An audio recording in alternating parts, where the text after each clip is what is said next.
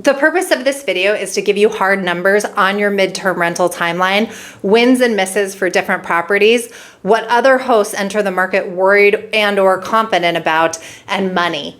Everyone, understandably, always wants to know about the money. So let's get started. The clients I'm going to discuss all have furnished properties in California and are a mix of property types.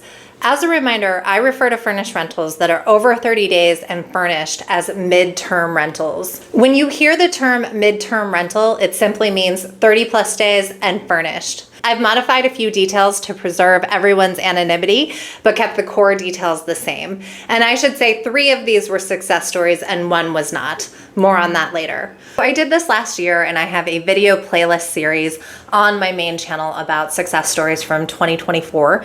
But since this is early 2025 and we just came out of the holidays, I thought it made sense to put some numbers to rentals during the holiday season of 2024 and the first quarter of 2025, because as we know, midterm rentals are seasonal, just like short-term rentals. So the first landlord hosts that we have are a married couple named Nancy and Chris. She is a nurse. He works in the hotel industry and they own the property. When they reached out to me, they had a registered Furnished Finder account, but they were frustrated with the unmatched leads. And in general, they had concerns around non-eviction and also how you vet off of Airbnb.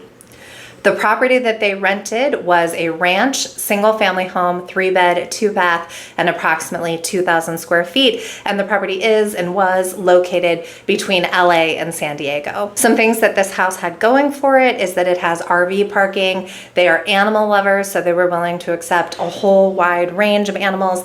And then the location was really great in the sense that it was on a cul-de-sac, so it was quiet. The HOA amenities were quite strong. It also was close to hiking trails, etc. So they really felt like the location was what was going to sell the property. Some challenges for this house. So the property had a garage, but it was being used for storage. So the tenant would be able to see the garage, but they wouldn't have access to it. So we had to talk about that. Also, they lived in the house, so they had to get out and figure out the timing. So that was a little tricky. And then finally, they were also transferring this house into a trust account. For the timeline, they booked a session with me January 9th. Our first call was January 10th. They went live January 24th, and they had their first interest February 13th. Because their property is a fairly new build, they also had some features in the property that made it acceptable for the American Disabilities Act, and we believe that might have led to a little bit of a delay in traffic. So they accepted their first tenant February 15th, and that tenant is going to start March 1st. Before I cover the tenants she got and how much she made, welcome if you are new here. I'm Erin Spradlin, and I've written 3 books on midterm rentals. They are available on Amazon and Kindle, paperback, and Audible. I also have a furnishing store on Amazon called the Midterm Rental Shop, and I will link to all of those in the description. My own midterm rentals since 2017, and I coach other people on how to do their midterm rentals. Everyone that I'm going to discuss in this video signed up for my midterm rental hold my hand / mentor package. And if you scan the link on the video or follow the web address, you'll find that package on the web page. That web page also has a free modifiable midterm rental lease and a free insurance checklist. And that checklist will soon not be free. A reminder, I am not a lawyer, accountant, or insurance broker. If you feel like you learned something in this video, please like it. If you feel like you want to learn more on this topic, subscribe. Okay, let's talk about the tenants now. So the tenants were 3 adults and then 2 pets. The reason why they were coming in is because they were renovating their own home and they needed a rental to go to. The amount that my midterm rental hosts made on their first midterm rental was $14,511 or $3,455 per month. And on that note, we felt like the rent amount was a little bit low, but they wanted to go forward with it because the tenant was strong, and also they felt like this would be a good one to get their feet wet on. So our second host is T. She is a mom with 2 daughters in their mid-20s, and they were thinking they would all work on this project together. Sometimes the daughters would be the host and communicating with the guests. Sometimes the mom would. So that was part of the instruction. This property was a single family home with a 3-bed, 2-bath with a pool and a second floor. So they listed it on their own and they started it as a rent by the room, but they weren't getting a lot of traffic or interest, so they sought me out. The property, again, it was a 3-bed, 2-bath with a pool and a second floor, and it was 1 hour south of Los Angeles. So when we talk about some of the wins for this property, it had really nice kitchen living room space. The flow was quite good, and then also flow from indoor outdoor, and the outdoor led to a pool. The pool always being the main win when you have one. Some challenges with this property. Well, she described the area as not as nice as some of the surrounding cities.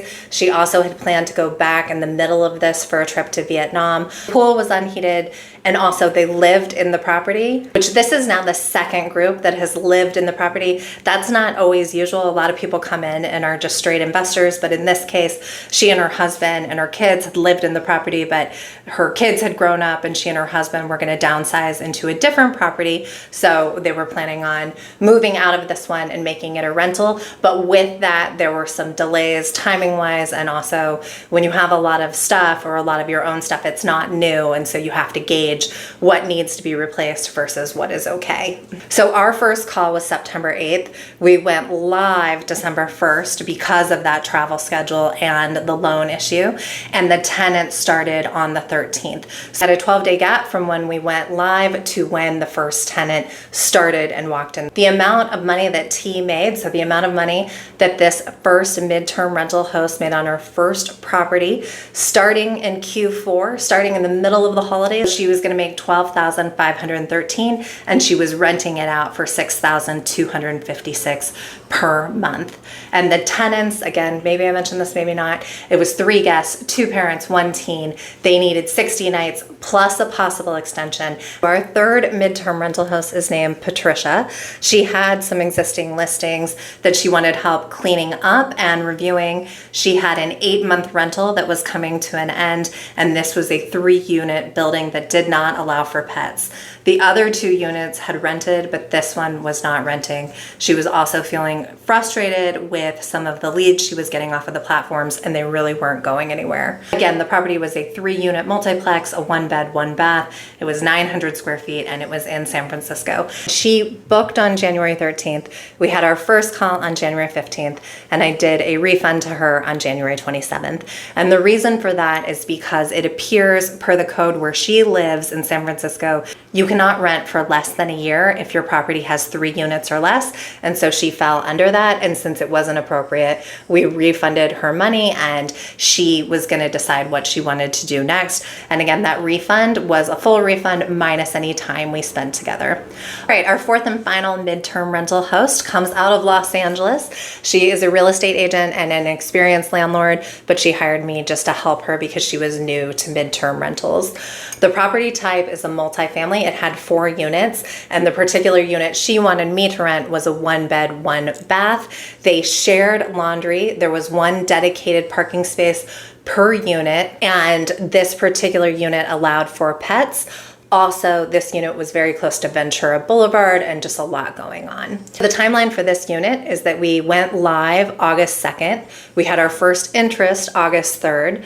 We secured the tenant August 11th, and the first tenant started September 14th. There was sort of a big gap between when we went live and when it got secured, but she had some final things that she wanted to touch up with the property. She actually wanted to add a desk and switch out the curtain in the bedroom, so that's why there was a little bit of a delay. The tenant that she secured was a mid-20s female French-Canadian actress, and the amount that my client secured was $4,720 for the first month.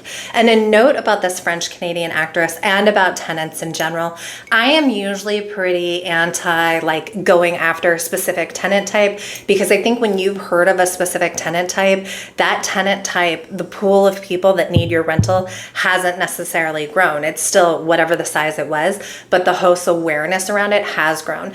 This is why so many people have issues securing nurse tenants, or a lot of people have issues securing nurse tenants, is because the pool of nurses hasn't grown. It, in fact, maybe has shrunk since COVID, but the awareness amongst your hosts has grown about these nurse tenants. So you're fighting with a lot of other people to get in front of a small tenant pool. That said, I really like this example because I think if you can go one-to-one with an agency, so in this case, the actress mentioned to my client after the rental that maybe she should consider talking to her manager or talking to whatever actor studio she came out of. I don't know, I'm not an actress, but she had some recommendation for a group that took in a lot of actors and actresses from out of town and also models, and that is a perfect tenant type for these types of rentals. And the other reason why it's so good is because not everybody's talking about it on the internet, and it's specific to LA. Those kind of niche scenarios appeal to me when you're the only one that knows about it and you're the only one that's talking about it. If you are pursuing niches that lots of people are talking about, so for instance, nurses or insurance claims,